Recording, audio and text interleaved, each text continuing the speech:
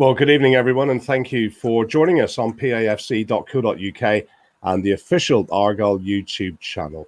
What a start to this season it's been, hasn't it, for Argyle, competing at the top end of Sky Bet League One after a summer's strong recruitment. And the recent publication of financial statements gives supporters another reason to feel positive about things at Home Park. And having enjoyed the thrill of a sold-out Home Park on Saturday and so much increased interest from national media in what's going on at Argyle right now, I'm delighted to be joined by what I think is a level-headed panel of Argyle figures who I know will be keeping their feet firmly on the ground. So without further ado, let's introduce the panel for this evening. We have Plymouth Argyle CEO Andrew Parkinson. Good evening to you, Andrew. Evening, Sparksy. Good evening, everyone. Lovely to have you with us. We have the company of Director Paul Byrne. Good evening, Paul. Good evening, Sparksy. Also with us, the man with the figures, the head of finance at Home Park, David Ray. Evening, Sparksy. And we have our chairman, our owner, Simon Hallett. Good afternoon to you in America, Simon. Yeah, I'm sitting here in sunny Pennsylvania. Before we get going, can I just say that clearly the figures that we've published early are suggestive of a club that's in very good financial health, and we've gone to great lengths to thank our supporters for the fantastic financial support they've given us in not asking for refunds for various tickets and season tickets they've been sold. But I think we've kind of underestimated or understated just the fantastic work that's been done behind the scenes by our own people, led by Andrew, who's here today, and on the financial side by David, who's relatively new to us. It's been an incredibly difficult time in which to manage any organization, and I really would just like to emphasize how well run your club is these days, and two of the people who are responsible for that are here today. So thanks to Andrew and David. I should say that also in the background is somebody else responsible for it. You can't see him, but I know he's listening, and that's our head of marketing, Jamie Yapsley.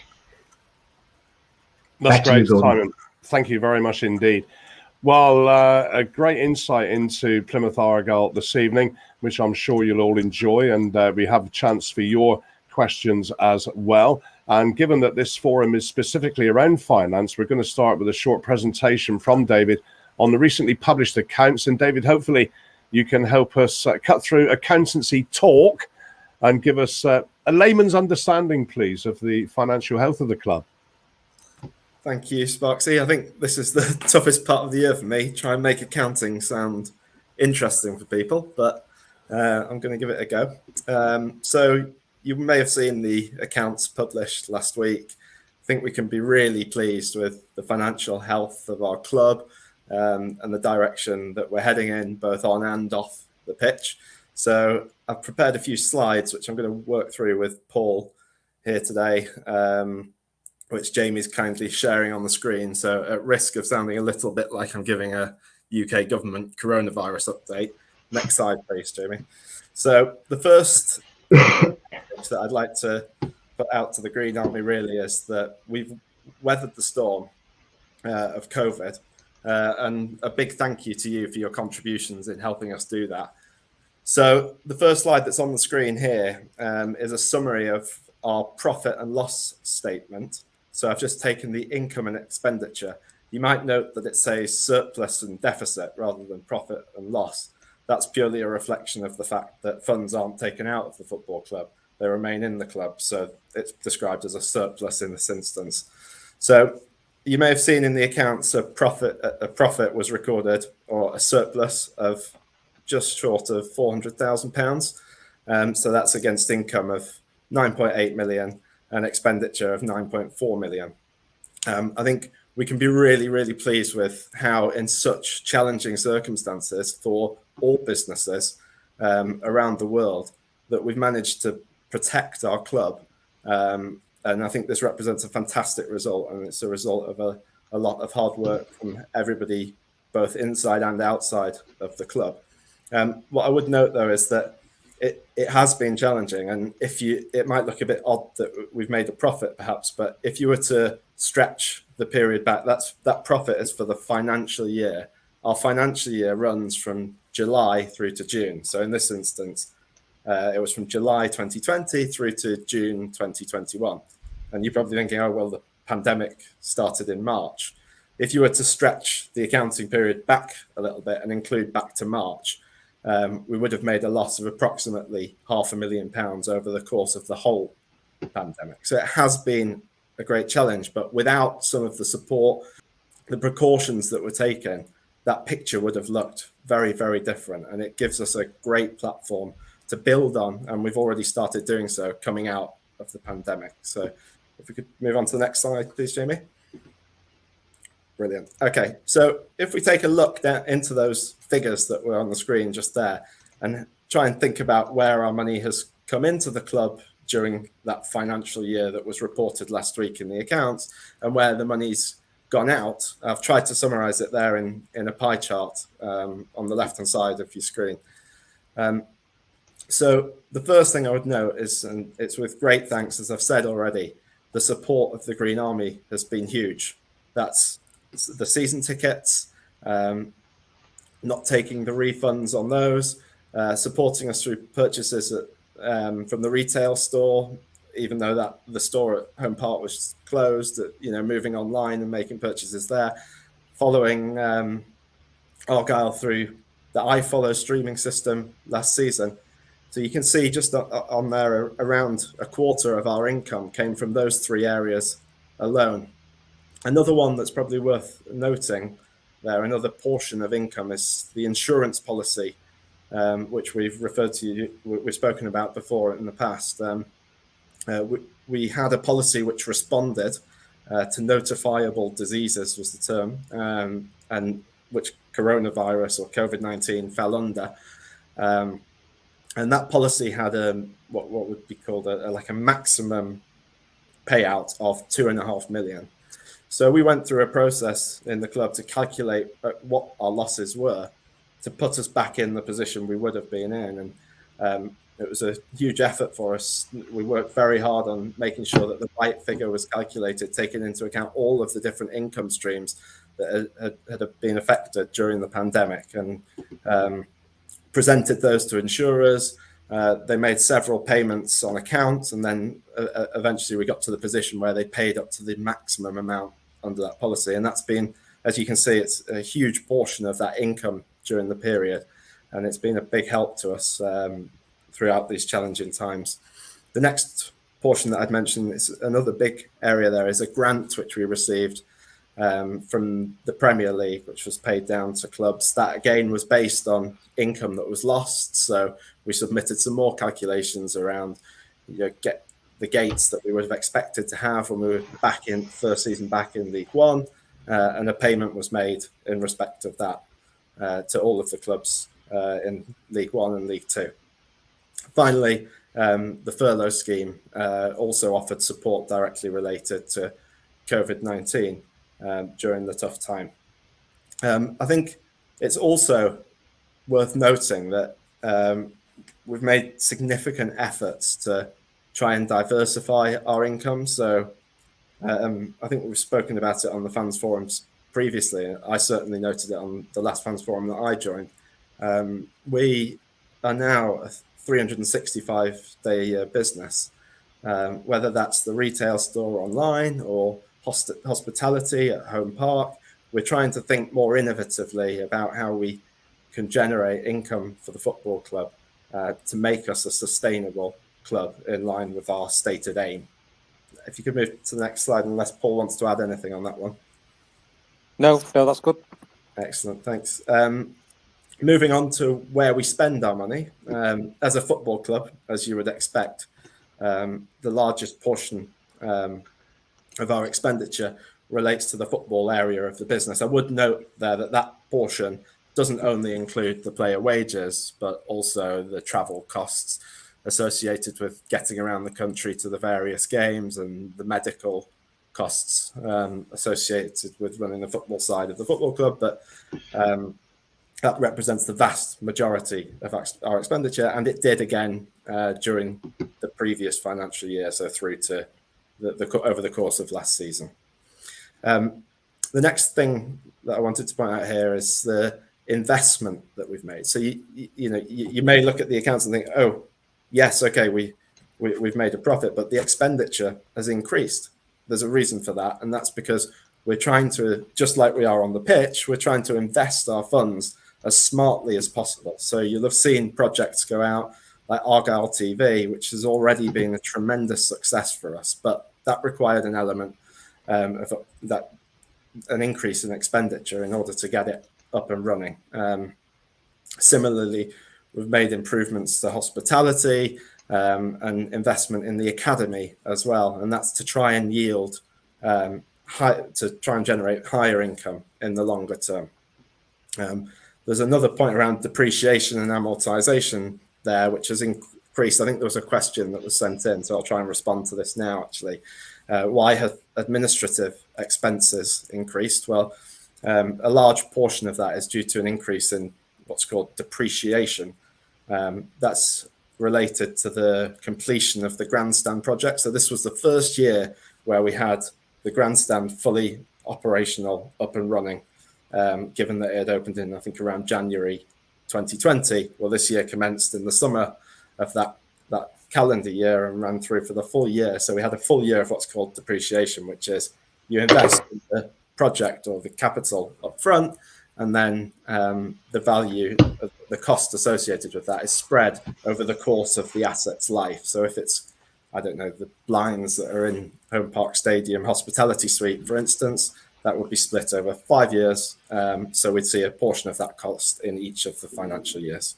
I think it's just worth adding there, David, that clearly football's the biggest part of our expenditure, and you'd expect that. But, we are spending on that infrastructure that David's talked about and the stadium and facilities, because we're running a big stadium that's got to be fit for full house like it was last Saturday, which is great. And we want that to be of a really decent quality as well. So, we've got to make all aspects of our football club great. And it's good that we're spending on that for the longer term as well. Thank you, gentlemen. A brilliant presentation, David. We've got a little bit more. Yeah, carry on, please. Thanks. Next slide, please, Jamie. Sorry. Just to summarise, this is about as artistic as I can get as an accountant, but a nice picture of Conor Grant saying thank you to the Green Army, along with me, Paul, and everyone else on this call. So thank you very much for your contributions there.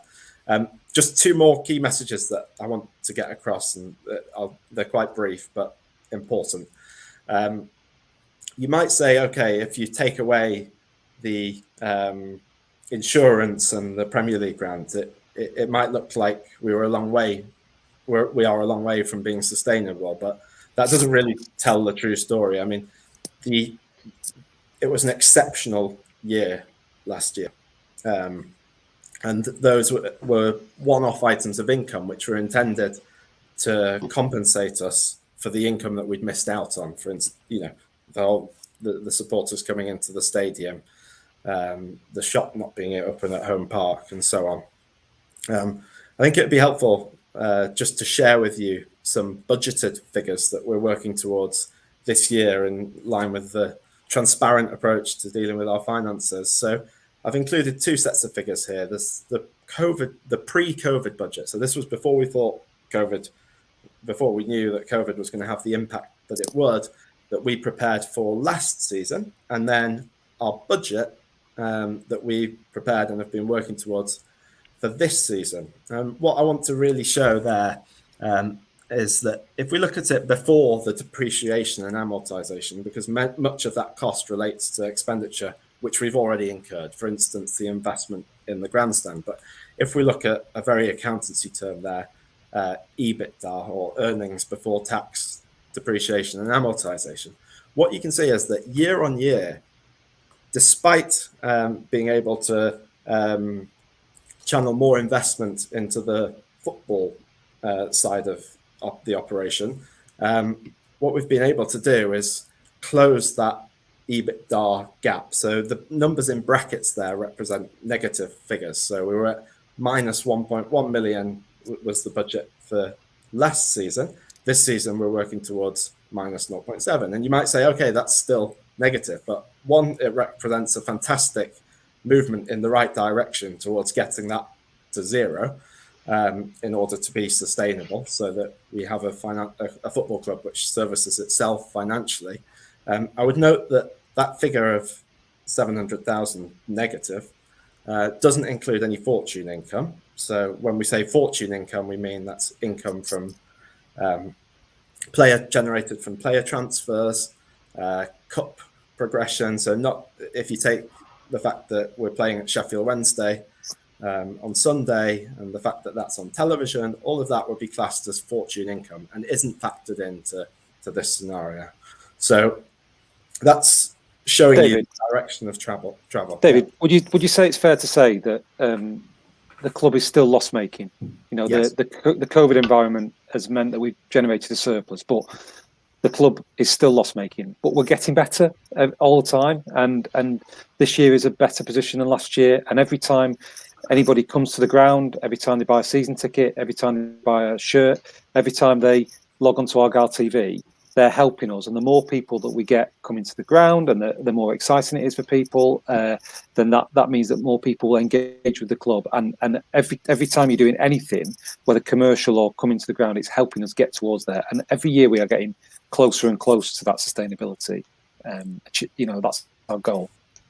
Yeah, exactly, Paul. And when home park is full, like it was last weekend, that's helping us drive towards that position of sustainability.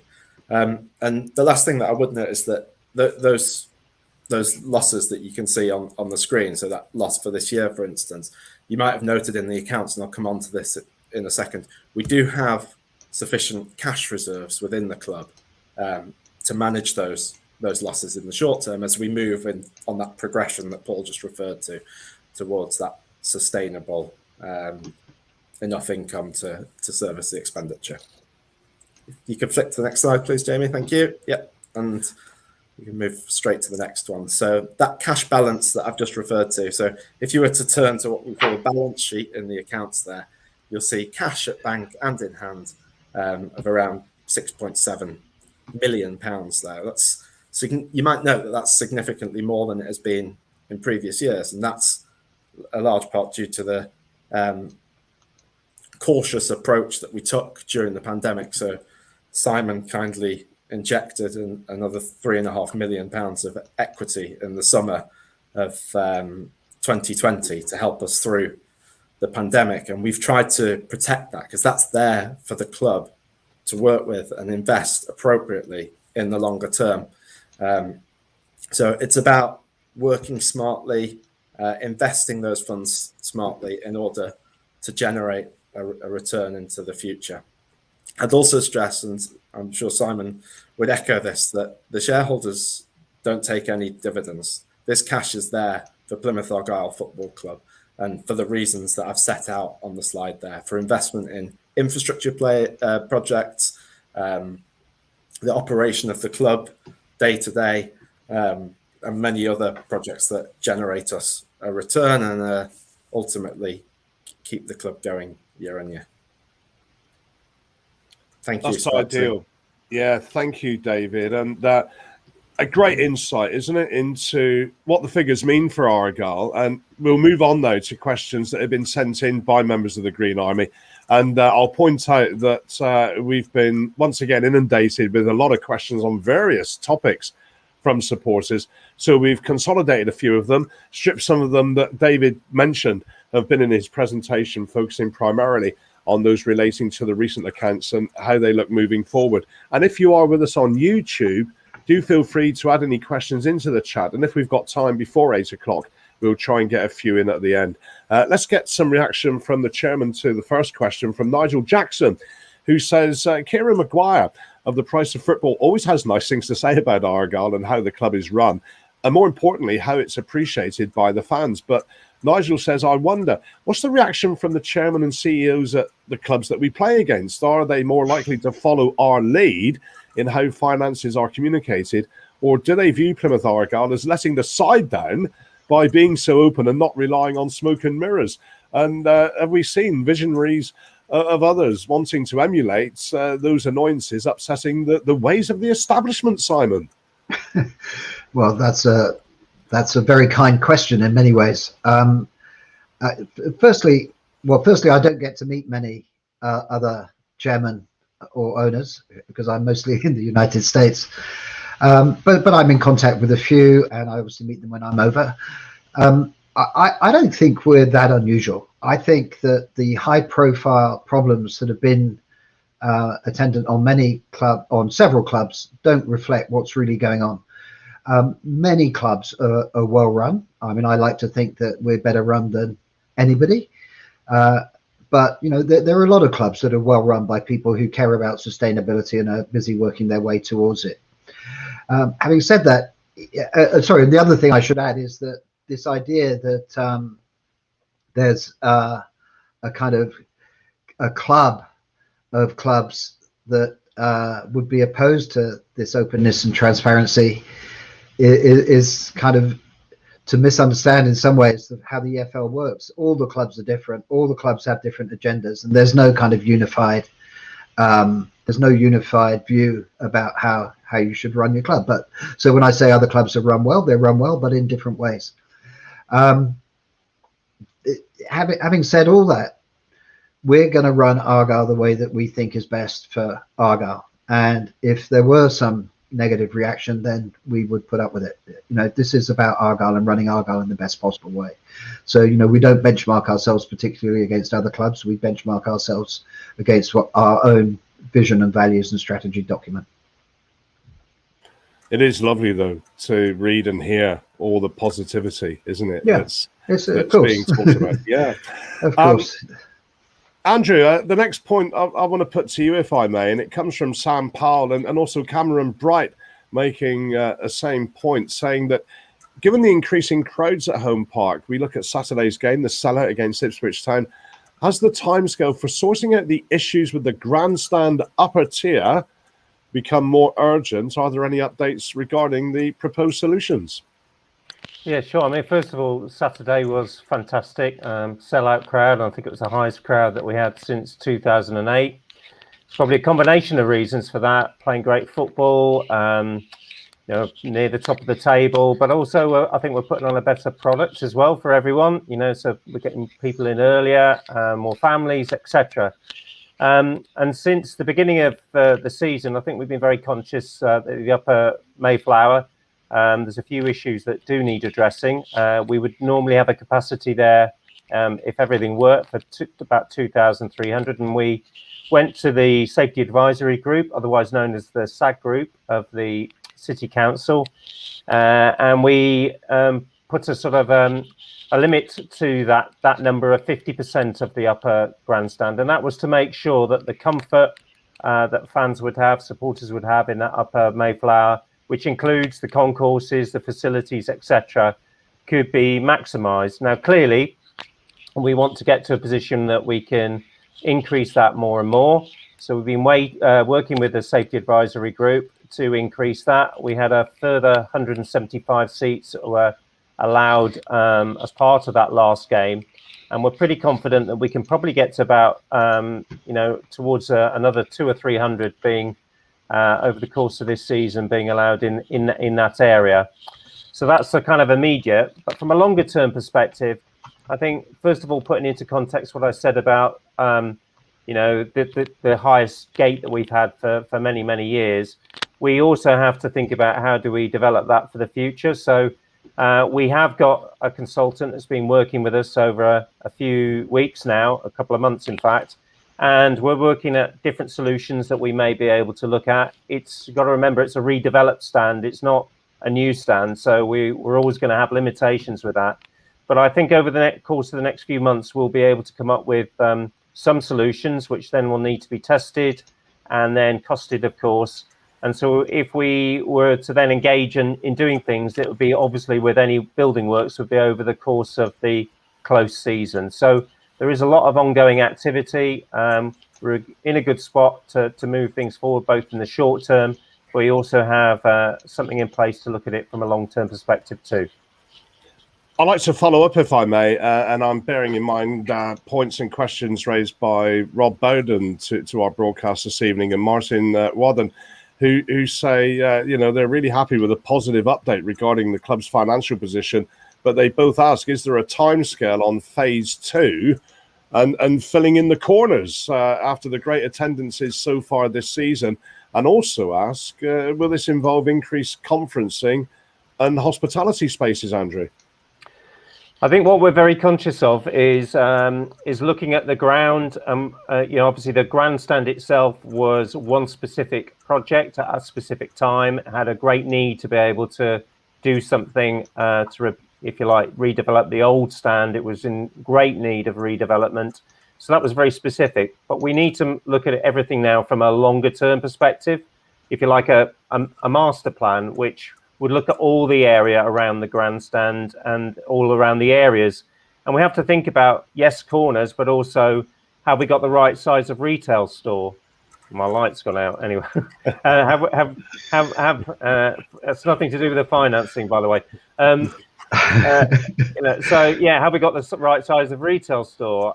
What do we do with the fan zone? What do we do with hospitality? So again, as part of a longer term initiative, we're looking at planning that out in a way that will look at not doing it in piecemeal, but looking at a longer term perspective to how we approach things. So that could involve the corners, but then it would need to be a viable project too, with a return, as David and Paul already highlighted. Anything that we do has got to be an investment that's going to generate things for the future.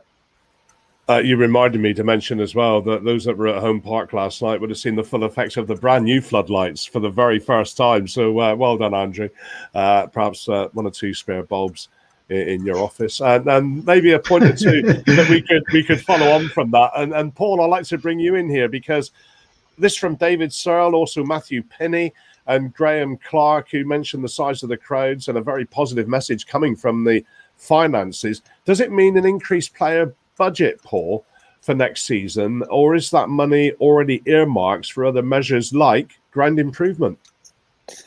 So I think the first thing to say is just to reiterate that every time anybody engages with the club, it helps us. The more money in the coffers give us more choices as to what to do.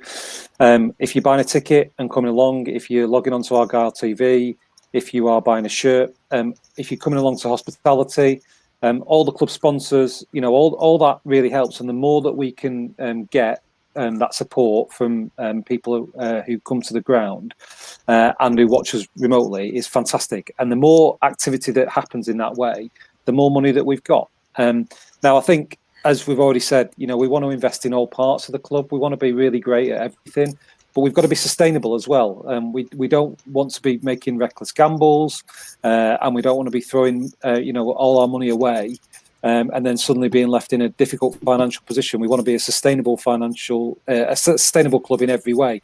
I think that means that yes, we can invest. If we've got the money, we can invest more in the playing side. We can invest more in the infrastructure. We can invest more in the stadium. We can invest more in things that are going to help generate money down the line, like Argyle TV, or like the hospitality situation, or like the corners, or like a scoreboard, or all those things that will really help. So it's about balancing all the things. We don't necessarily believe that spending more money on the team is a direct guaranteed route to success. And I think within the club, we want to be smarter. It's about being smart with our investment, on the pitch particularly. And I'd hope everybody who's been coming along this season can see that the product on the pitch is really great, and it's a very exciting place to be. And the league table, well, it looks a little bit better on Saturday than it does now after last night. But it's a great position to be in. So, what's on the pitch is really great, and we've invested in the right way. But, being sustainable and balancing all those investments is the right thing. And David, with all the figures in front of you, how's the budget looking this year? Yeah, I think I've obviously shared the budget with everyone just a little bit earlier on, and I think it shows that sustainability, it does still present a real challenge for us, and it's about weighing up the investment decisions on a case-by-case basis, having a look at it and making smart business decisions with the figures in front of us. So, I'm sure that's what, just as we would with any transfer window, we'll be going through that process. Myself, Zach, Andrew, Ryan, Neil will all be sitting down together and assessing the situation and coming to the best decision and a stress for the football club and for the long-term interests of the football club. Okay, thank you. Don't forget, if you're watching on the YouTube channel, on the Plymouth Argyle YouTube channel, you can type a question, which hopefully we may be able to get to before 8 o'clock this evening. If you're watching on the website, you can multitask. Go to the YouTube channel as well. If something mentioned this evening has just stirred something within you to raise further. Right, our next point comes from David B. in Oxfordshire, and also Tim Howarth also raised a particular point.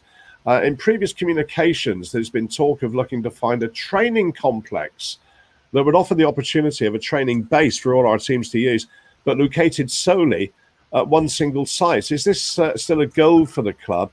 And if so, what's the likely estimated, maybe guesstimate cost to the club to achieve? And another point that the gentleman raised, if this is the goal, could this be the opportunity to use fan base's desire to support the club financially, either through a share offer or crowdfunding, maybe done separately via a Plymouth Argyle company entity, which would not only complicate the issues of raising share capital via the existing PAFC company, as Simon stated, that is not viable. What do you think, Simon? Okay, several questions there. Firstly, Yeah. it is still our goal to have a unified training base for all our teams. The first team, the academy teams, the women team, to be able to use, located on a single site. It's still a goal, but finding that site is problematic, and it's still too early to be able to guesstimate what the total cost would be. Having said that, we would like to look at ways in which we can finance any eventual investment that we would have to make.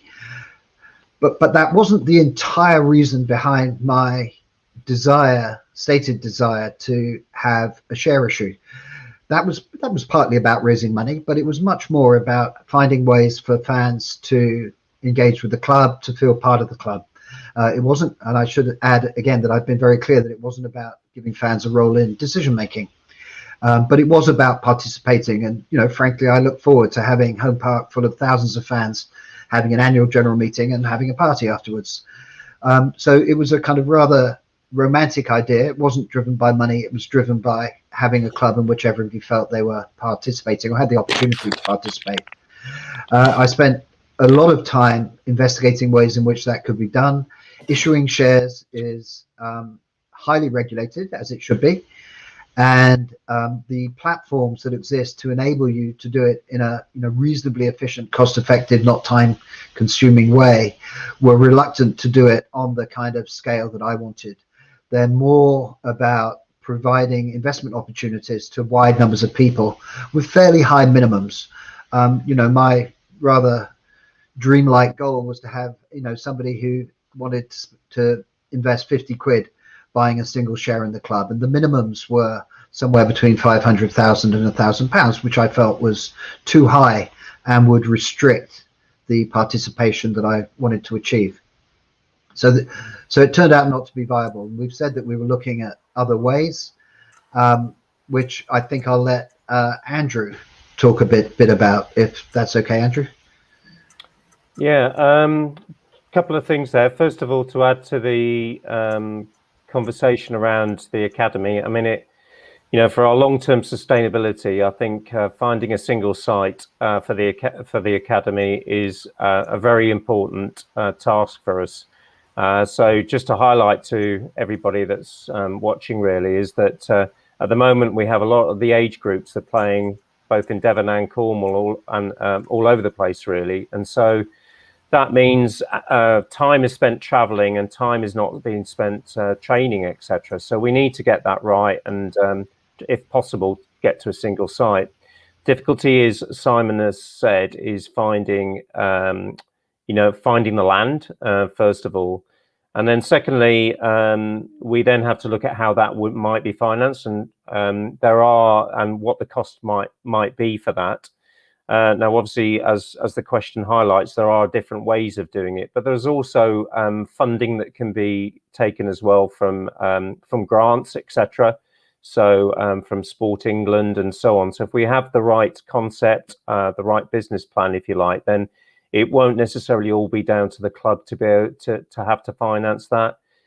So we have been looking at different ways that we might be able to do that. And we've got a couple of irons in the fire with different options. They may take a little bit of time, but I can say it's an active project that we're working on a weekly basis. Second part then is with regards to the shares, and then we're looking at how we might be able to generate income in the future too, but also give something to supporters. So we're looking at a membership scheme in order to do that, to replace the old, if you like, the old season ticket membership scheme. These days, there's a lot more to everything over and above tickets.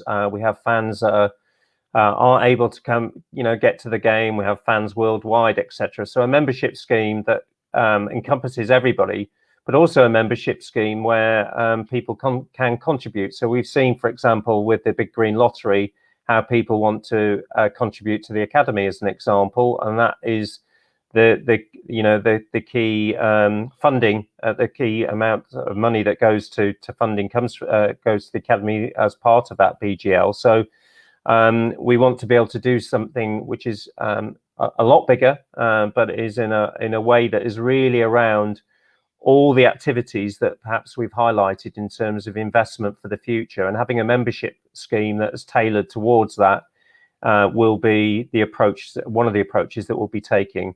So we'll be hopeful that we'll be able to announce something in the next few months, if not sooner. It's been worked through. It's got to be the right way of doing things. But of course, when we do get towards doing that, we will engage with supporters to get their feelings on exactly all the different premises that we'll be looking at. So that's a kind of path forward. I just want to add, Simon, when you were a young fan and your football club as a fan, would you ever have dreamt that we'd be talking in such terms with such a visionary outlook? Well, the short answer is no. But I think when I was a young fan, we had no idea what was going on at the club. And I'm not sure if that was a function of my failure to ask the right questions or to read the right papers. But, the role of social media, the role of the internet, it enables clubs to engage with their fans, their members and prospective members in ways that, we could never have dreamed of, 50 or 60 years ago when I was standing on the Devonport end. So, for some clubs, I think what's great about us is that for some clubs, this is a threat. And for us, we look upon it as a fantastic opportunity to enable our supporters and hopefully more supporters to engage with the club in as many ways as possible. And, we've taken significant steps, but it requires a kind of cultural change, which I think we're well on the way to achieving. But, so it's required a cultural change. I think we're there.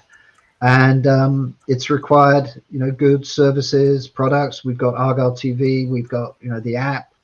And, when you come to the ground these days, it's already starting to be a different experience than it was in my day.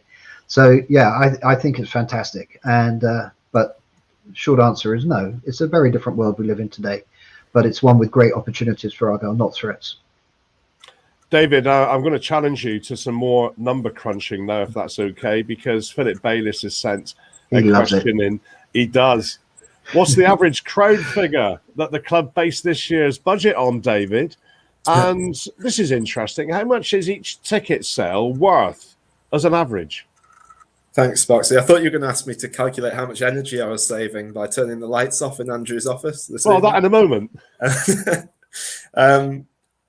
So onto the crowds, the budget. So the figures that I shared with you earlier in the presentation, they of course have a whole host of assumptions behind them. And we have a model which we prepare, we amend the assumptions, and we get to a position which we think is right. So there's an element of financial and business planning that goes into that.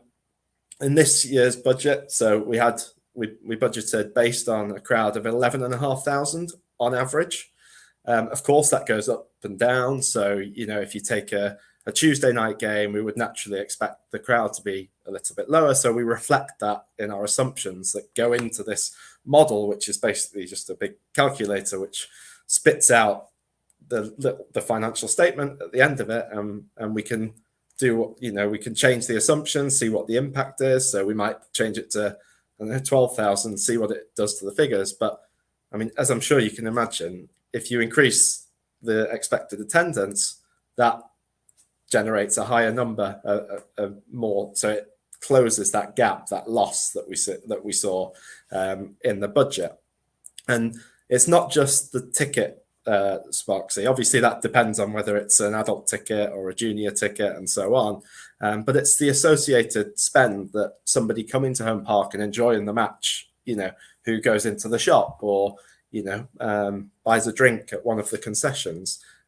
So all of these figures go into this budget, and that's how we arrive at that figure on the front page. But I mean, what I would say is that the more people that come, obviously, the more income we generate, and that all drives through the model. But also important, it's not just about match days.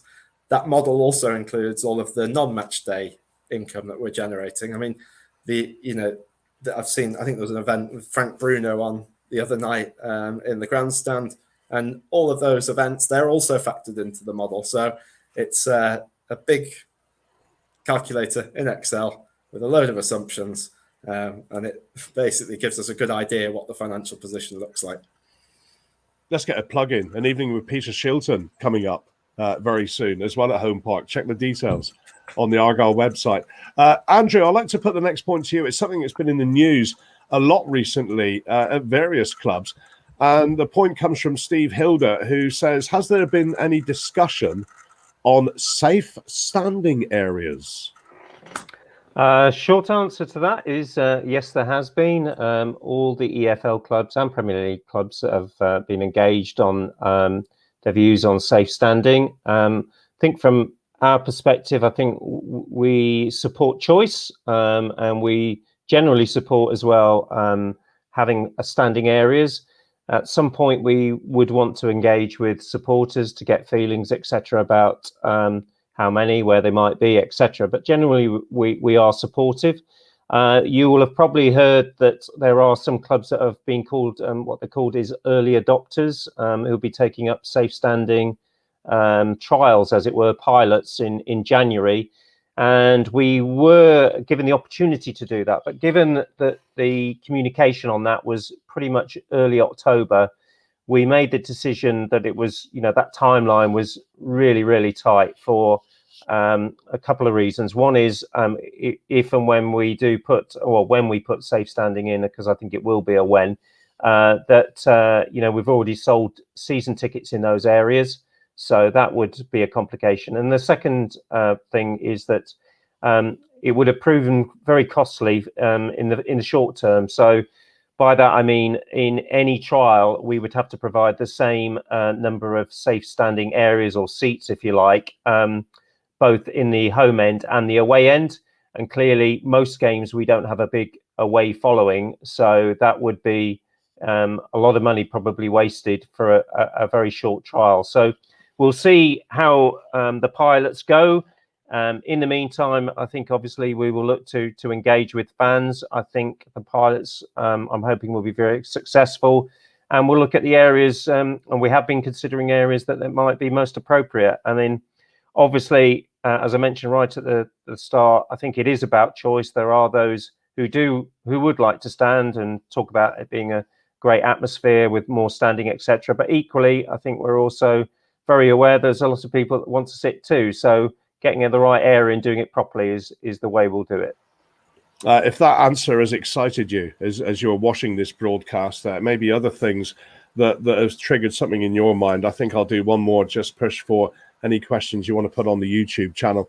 If you're watching on the Argyle YouTube channel, that we can get in before 8 o'clock. The next point, I think I want to bring a couple of you in, and we'll start with you on this, Simon, because you're really hot on this, having acquired new recruitments from the USA side of our Argyle supporters. The accounts, says Graham, showing an income of 1.2 million from commercial and streaming And with the investments in Argyle TV, how important is streaming to increasing revenue for the football club? Well, David mentioned streaming as part of the commercial revenue in that pie that he showed. So I'll just talk about in principle. I know it's controversial and many people disagree, but we think that fans should, again, as with safe standing, have the choice. And that if fans want to watch a game sitting on their couch, looking at their laptop or casting to their TV, then we think they should have the right to be able to do it. So it's partly about fans. We think that that would also help uplift the experience for fans at stadium. If there's a substitute way of watching your club available, it puts pressure on us all to make sure that the live experience is a good one.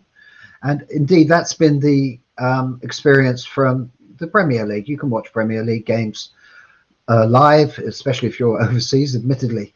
But the experience at stadia for the Premier League has improved, and I think we'd like to see it improve throughout the EFL, as obviously many clubs have already done. So we think that streaming is the future. I admit that the financial arrangements would need to be sorted out, and clearly it would benefit some clubs and let other clubs suffer, and we need to make sure that the revenues that accrue to clubs who are no longer sending supporters to grounds are shared, at least in some way, with the clubs who are putting on the matches. So there'll be some negotiations, there'll be some details, but I think the most important thing is to accept the principle that, you know, streaming is the future. Fans have the right to watch how they want, and there does seem to be a growing movement within EFL members that is going to be the case. For Argyle, we think it represents a whole number of opportunities, building up an external fan base, helping to advertise future coming games and other products. There's a whole suite of content that can be built around it, as you can already see with Argyle TV, which I think has been a tremendous success. But there are other things that can be done. We've seen how clubs such as Sunderland, Manchester City, even Wrexham have been able to attract big media entities, in all three cases, I think, Netflix, that there's interest in football outside the English Premier League. And I think that it's important that we get in a position where we can offer that content, as they call it in the media world, any way that we can and as widely as we can. And it will help us build up our audiences. That will help us drive revenue, and of course that will help us invest in first team football, which is obviously the ultimate goal.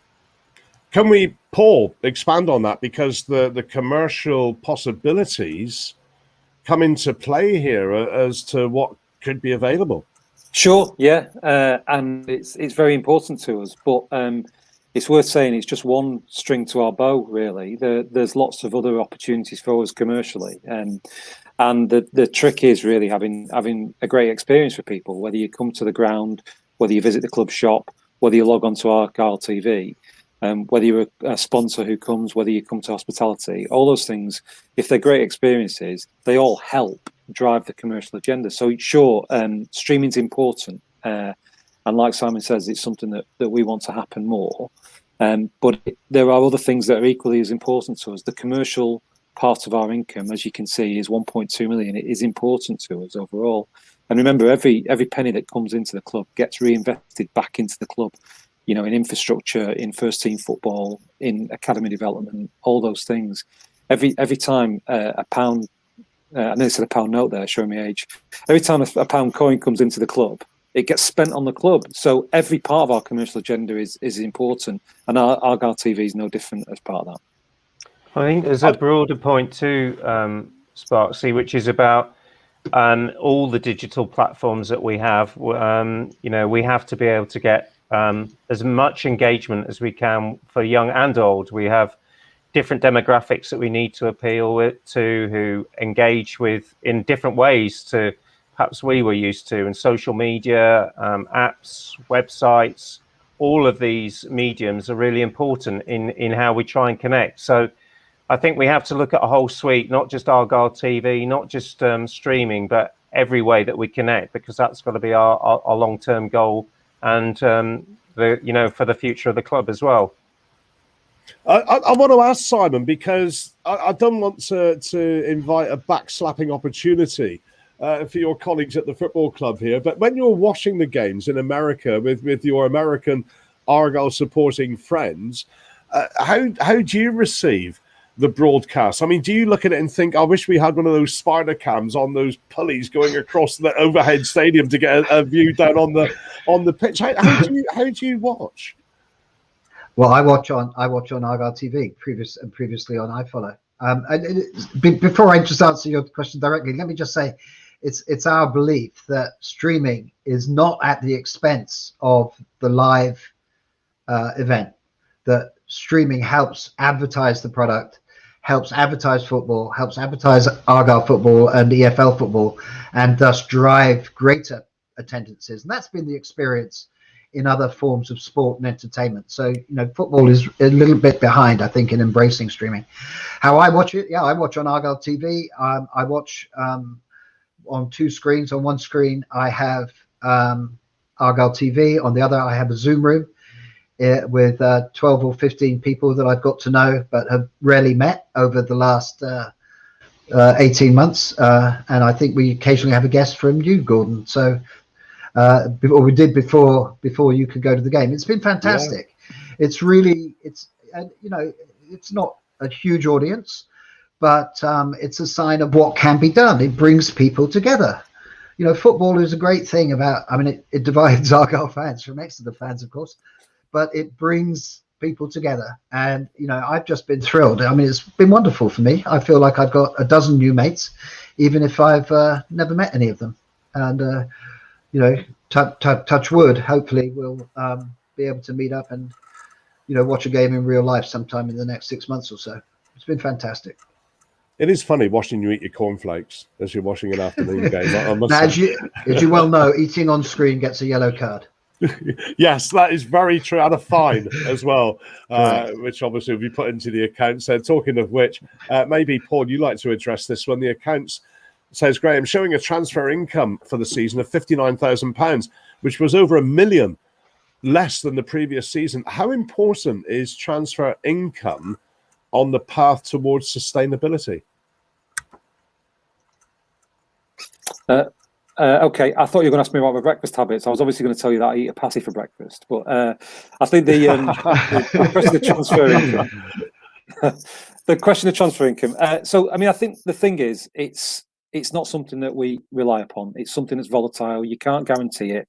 It's not something that we would plan to expect to receive. And I think the most important thing for us is not about selling players. That is not the most important thing. The most important thing for us as a club is to generate first team players. Whether we choose to sell or to play them is a secondary consideration. We should be the most attractive proposition for young talent from Land's End to Bristol at the very least, if not Aberdeen. So and wider, and certainly from a Southwest perspective, we want to be a really attractive proposition. And it's great to see some of our homegrown talent in the first team now and thriving there. And is it part of our plan to sell players to survive or to continue to prop up our financials? Absolutely not. The plan is to really home grow the players first. And if they can play in the team and we can continue to do that, then that's all the better for it. And I think you're seeing that on the pitch every Saturday and Tuesday. Mm. And Andrew, as a sort of follow-up, James Marlowe asks whether the club's strong financial report gives us a better opportunity to retain our young players. I think it does, yes. I think, as Paul has highlighted, it's first really important that we retain younger players if we can bring them through the academy, get them into the first team, and that we've got strong foundations. We're not under any pressure to sell. Now, of course, there are other considerations, of course. There's length of contracts. There's the wish of the player too. You need to take into consideration. But I think on the whole, we would say that we're in a strong position not to be in a situation where we have to sell a player, and that's got to be great, because we're able to make choices then. Thank you for the questions you're providing on the YouTube channel as well, like this one from Tom Pryor, and perhaps David, you'd like to answer this. Will revenue from player sales be channeled into operations or for purchases? I'm guessing Tom means player purchases there. Yeah, I think I'd echo what Paul and Andrew have just said there, that our primary aim is to generate players for and retain the best players for our first team. But notwithstanding that, Andrew mentioned a few instances there where if we did generate some transfer income, I guess the question is, what do we do with that? I think it needs to be considered on a case-by-case basis, but I would stress that any transfer income that we did generate from player transfers, a business case would be considered for what we would do with the proceeds, and we want to maintain a competitive team on the pitch, so we would make sure that was taken into account in that process. But all of the funds generated would be reinvested into Argyle. There wouldn't be any, as I said earlier, nothing would goes to the shareholders. It's reinvested into Argyle, and I think we have to look at it and say, okay, where do we need to make the investment at this point in time? Is it in another player, or is it in some infrastructure, or is it in the academy, for instance, as we spoke about before? It's just about determining exactly at that point in time what is the right thing for our club.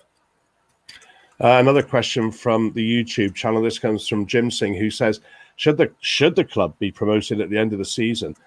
Will it be seen as being too soon, or will the club be able to cope with an attempt to stay in the Championship? What would you say, Andrew? Well, I would say we're 16 games into a season of 46, so I think we've got quite a way to go, and we have to sort of take. I'll use the old phrase: take each game as it comes, etc. But clearly, obviously, it is a long way to go. If that did happen, we still aim to be a sustainable club and go back to the point that we can still be smarter. We can do things in a different way to many other clubs. We can generate revenue in different ways. There's obviously a different model in the Championship too, so we'd obviously adapt to that. But overall, I think there are also clubs that have shown that they, by being smarter, by doing things in the right way, that they can still progress both to the Championship, survive in the Championship, or indeed even go to the Premiership. You'll know the examples yourself. So I think whilst it's a long way off, we're not thinking about that just yet at all. I think there's ways it can be done. I think people should be reassured. I mean, I spent quite a lot of time a couple of years ago collating information on football finances of other clubs across the league. I don't get out an awful lot, so it was nice to spend some time with my spreadsheets. And I think we went through this in some detail as a board to try and determine whether we do think it's realistic, and we do. Do we think that we can be competing with the big money clubs at the top end of the Championship in our current situation? No. But do we think we can survive in the Championship and be sustainable? And remember, our strategy is to be a sustainable Championship club. And both of those parts of that are equally important, Championship and sustainable. And we definitely think there are other clubs that have done it, and other clubs that we think have run themselves very well during that period of time when they've been in the Championship. And I think people should take heart that, yes, it's a realistic aim for us, but we have got to be smart about it. If you want to get out more, Paul, you should go to more concerts at home. No, I don't want to get out more. There's another revenue stream, a very important one as well. It's becoming. Final question from Nigel. I think I'll put this one to you, David. At one time, it was hoped the new Grandstand commercial facilities would bring in approximately £1 million a year in revenue. And now, going forward past COVID, can that target be met? Well, I'd be a bit disappointed with $1 million, actually, Sparksy. I think we can far exceed that. I think, if I go back to that budget that we've spoken about, I think the figure if you take into account both the match day opportunities and the non-match day opportunities that the Grandstand presents, that's 3 every day of the year, basically. I think we can look at a figure which is far north of that, nearer 1.5 or maybe even 2 million, Sparksy. So I think, honestly, the opportunity is huge. There aren't many venues in the Southwest that, can hold as many people as the main hospitality suite down in Club Argyle, and the level of service that's being provided there, it's great, and we're getting fantastic feedback as well. So yeah, just to add to that, we're sold out till well after Christmas on match day, and from an event perspective as well, we're already booking in February. So it just shows that what David is saying is very much underlined. And even using a hotel as an overflow. It's not just a grandstand, is it? Because being able to stream the games in the summer on the big screen, having a stadium that is great in on all 4 sides of it, being able to hold concerts at the ground, all these things are really fantastic. It's great to see people there. The atmosphere is fantastic, and of course it helps the club, from a commercial perspective. I think the whole thing works very well. Look at that! Our hour is up.